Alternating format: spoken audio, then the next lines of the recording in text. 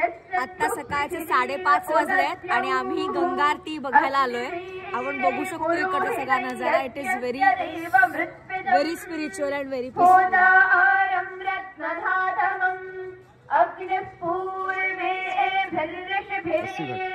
अस्सी घाटावर आहोत आपण आता आणि आता 5:30 वाजले आणि बघा तुम्ही गंगा आरतीची सगळी तयारी चाललेली आहे।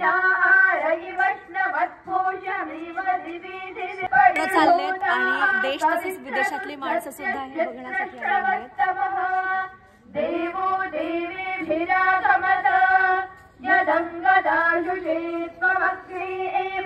पहिल्यांदी वर्ष तयार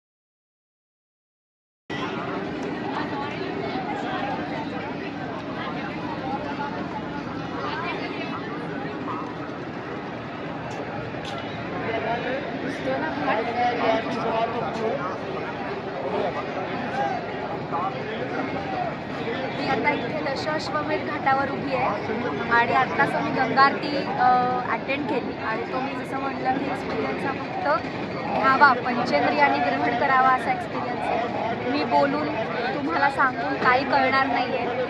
आणि सगळ्यात महत्त्वाचं या दशाश्वमेध घाटाचं महत्त्व असं की ब्रह्मानी इथे अश्वमेध यज्ञ केला होता असं म्हणतात।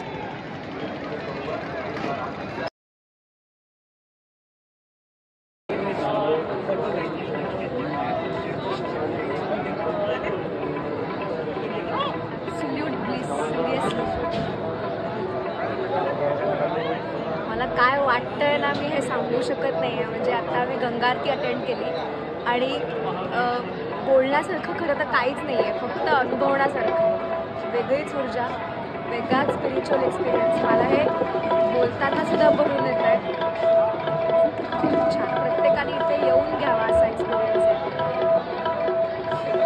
Very happy.